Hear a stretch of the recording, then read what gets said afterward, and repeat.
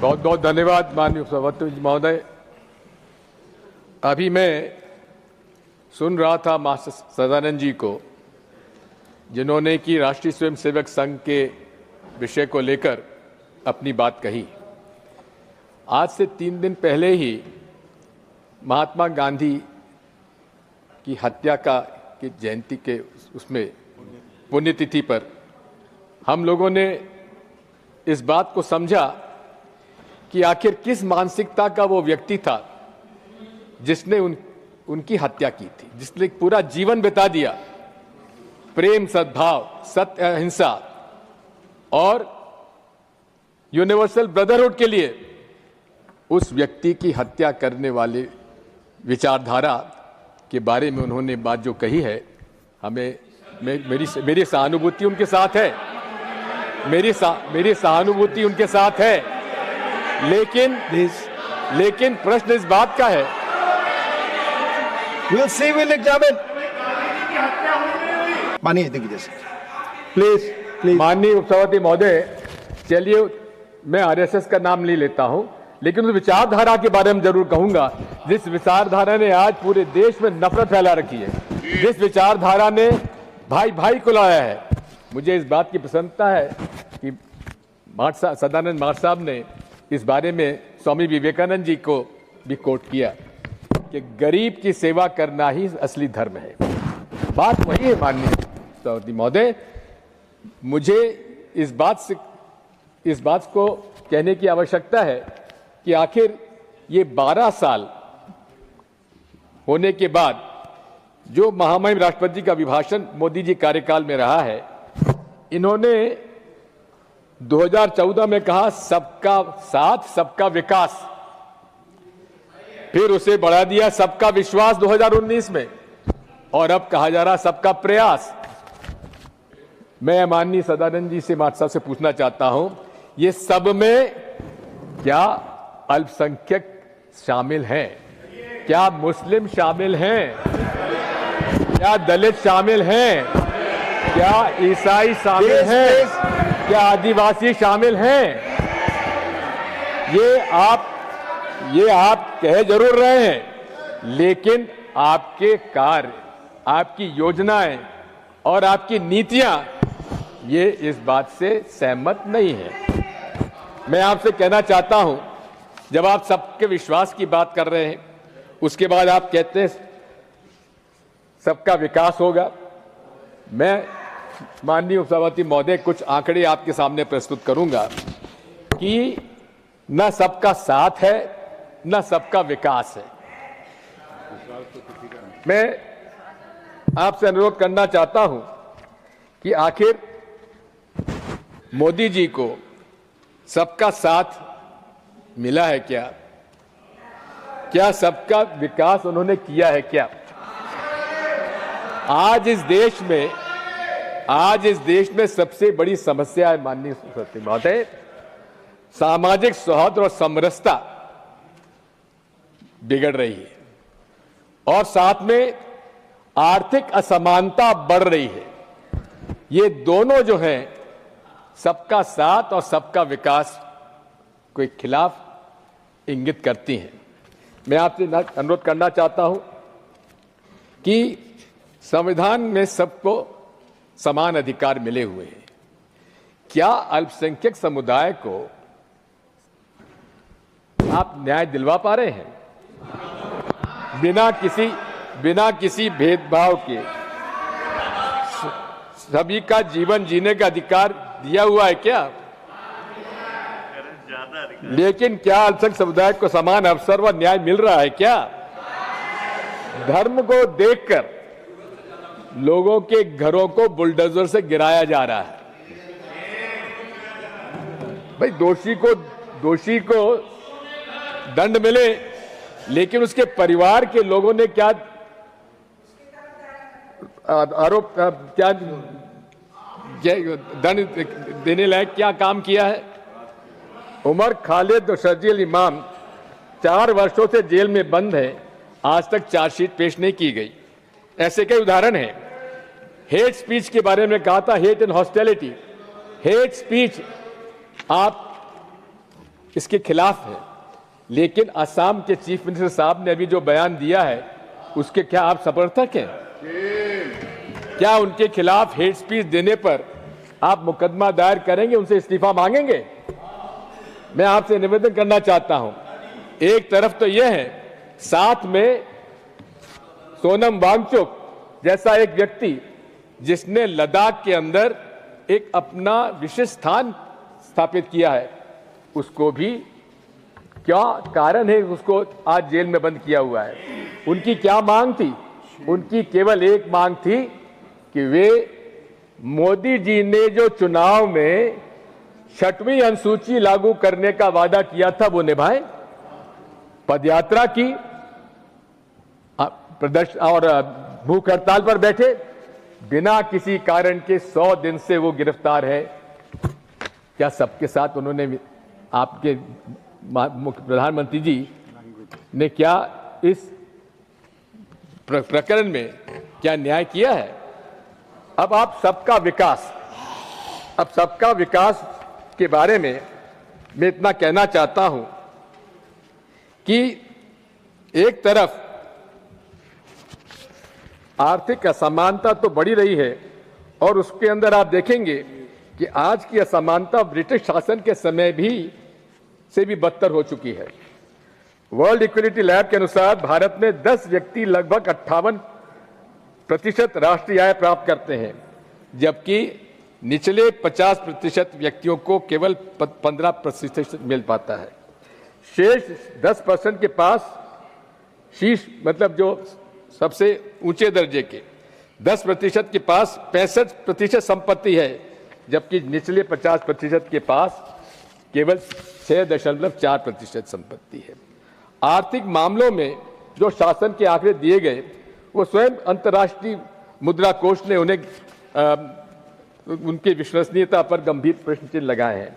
मैं आपसे कहना चाहता हूं कि आज पिछले कुछ वर्षों से आयकर जो हमारे कॉरपोरेट टैक्स देते हैं उससे ज्यादा आम आदमी टैक्स भर रहा है। कारण यह है कि पूरे तरीके से आज ये सरकार गरीब विरोधी है और मजदूर विरोधी है, किसान विरोधी है। ऐसे कई आंकड़े मेरे पास हैं जितना मेरे पास समय नहीं है इसलिए सब नहीं बता पाऊंगा, लेकिन इतना मैं जरूर कहूंगा कि आज अनुसूचित जाति और जनजाति के लोग परेशान हैं। अगर आप देखेंगे जहां आप 80 करोड़ लोगों को आप फ्री अनाज दे रहे हैं, उसमें से अधिकांश अनुसूचित जाति और जनजाति के लोग हैं। और उसके अंदर भी आप देखेंगे तो आज उनका जो 30 लाख शासकीय नौकरियां खाली हैं, उसमें से बैकलॉग उनका बनता कम से कम 23%। क्या उनका बैकलॉग भरा गया? उनके साथ जो अन्याय हो रहा है, इस मामले में मैं आपसे अनुरोध करना चाहता हूं, इसमें पूरी तरीके से शासन को पुनर्विचार करके उनके पद भरना चाहिए। साथ मैं आपसे अनुरोध करना चाहता हूं माननीय सभापति महोदय कि जहां संवैधानिक अधिकारों को कम किया जा रहा है, कर्तव्यों को अधिक महत्व देने का प्रयास किया जा रहा है। कर्तव्यों के प्रति हम सजग हैं, लेकिन इतना मैं आपसे अनुरोध करना चाहता हूं, जो राइट बेस्ड हमारा कॉन्स्टिट्यूशन है, उसमें राइट्स जो हमारे हैं, फंडामेंटल राइट्स हैं, उनको किसी तरह से हल्का नहीं किया जाना चाहिए।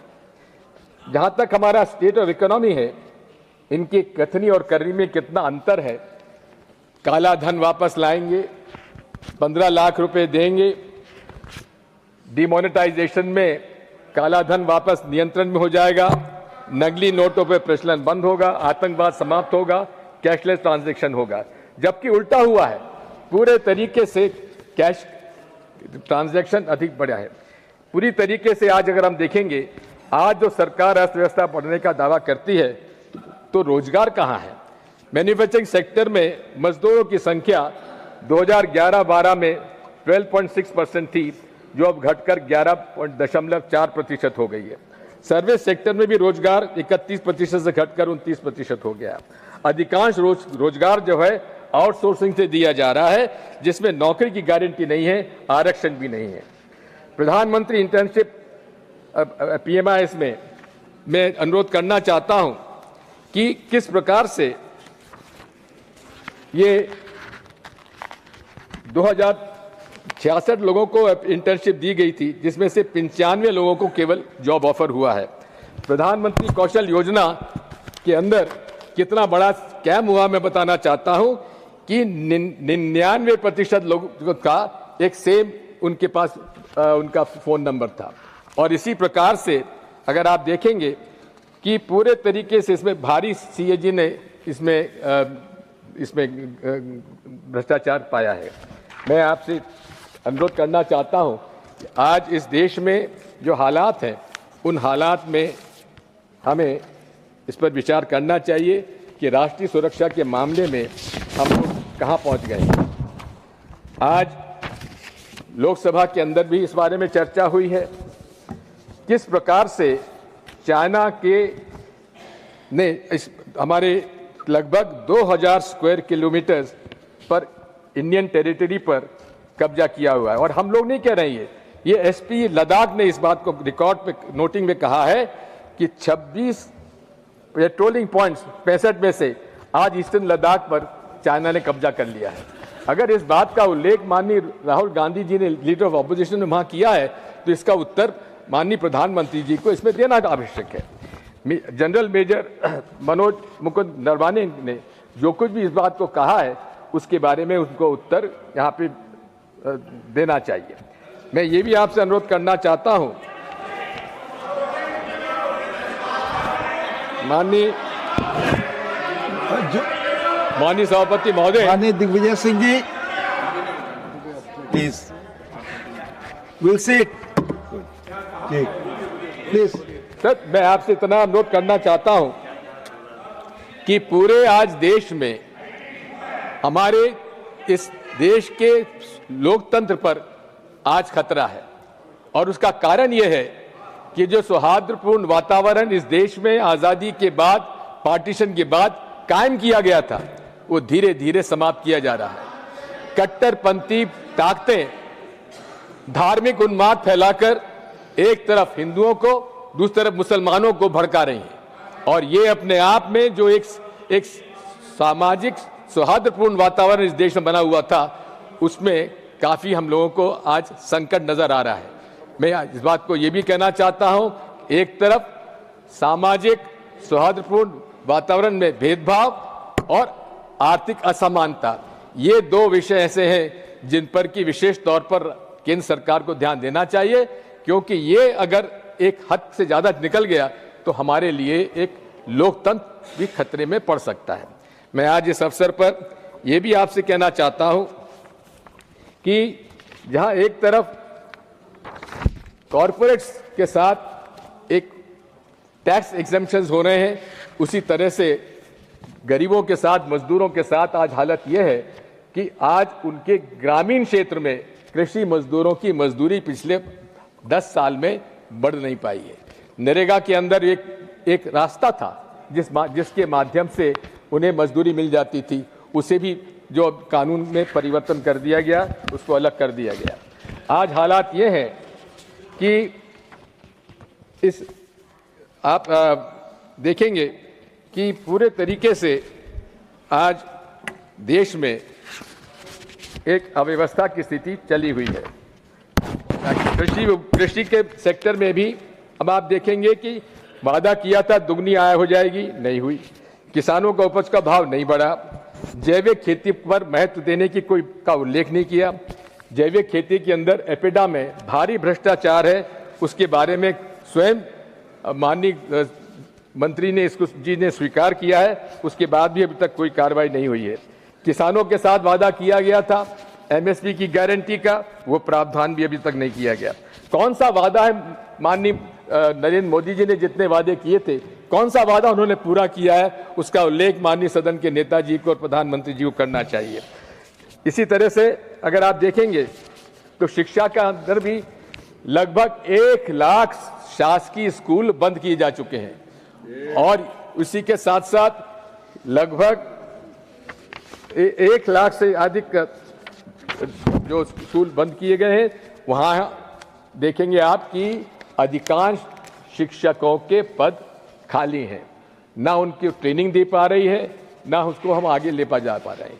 मैं अंत में इस बात को कहना चाहता हूं कि आज इस देश में जो पूरे तरीके से आज संकट हमारे सामने है, एक संवैधानिक संकट में इसे नजर से देखता हूं, क्योंकि एक तरफ सामाजिक सौहार्दपूर्ण वातावरण बिगड़ रहा है और उसी प्रकार आर्थिक असमानता भी इस हद तक बढ़ती जा रही है, जिस पर हमें नियंत्रण करना पड़ेगा और इस असमानता को दूर करने के लिए जितना हम लोग कर सकें उतना करना चाहिए।